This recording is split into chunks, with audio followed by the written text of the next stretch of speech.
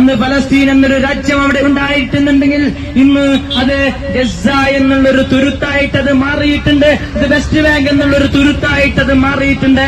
അന്ന് 2022 അവിടെ ബാക്കിയുള്ളത് കേവലം നമ്മുടെ ഒരു പഞ്ചായത്തിനോളം വരുന്ന ആളുകൾ മാത്രമാണ്. ആ ആളുകളുടെ എണ്ണം എന്ന് പറയുന്നത് 20 ലക്ഷത്തോളം ആളുകൾ മാത്രമാണ്.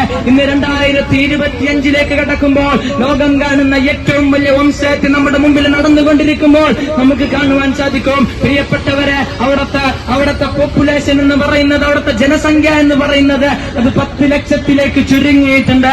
ഫലസ്തീനിൽ നടന്നുകൊണ്ടിരിക്കുന്ന ക്രൂരതയ്ക്കെതിരെ SIO വണ്ടൂർ ഏരിയ കമ്മിറ്റിയുടെ നേതൃത്വത്തിൽ ഫലസ്തീൻ ഐക്യദാർഢ്യ റാലി സംഘടിപ്പിച്ചു. വംശഹത്യ കണ്ടുനിൽക്കാനാവില്ല എന്ന തലക്കെട്ടിലാണ് പരിപാടി നടത്തിയത്.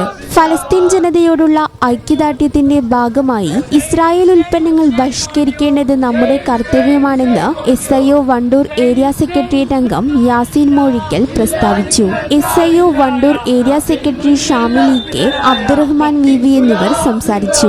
SIO Wandoor area joint secretary Jaseem, area secretariat അംഗങ്ങളായ Zainul Abid M, Jasir CK, Ahmed അല്ലംദി EK, Ahmed Yaseen, Shameem Farhan തുടങ്ങിയവർ റാലിക്ക് നേതൃത്വം നൽകി. ഈ channel news Wandoor. BSc optometry ഒരു പ്രൊഫഷണൽ കോഴ്സാണ്. ഇതൊരു പ്രാക്ടിക്കൽ ഓറിയന്റഡ് കോഴ്സും കൂടിയാണ്. ക്ലാസ്സിൽ പഠിക്കുന്നതിനേക്കാൾ ക്ലിനിക്കൽ എക്സ്പോഷർ കൂടുതൽ വേണ്ടൊരു മേഖലയും കൂടിയാണ്.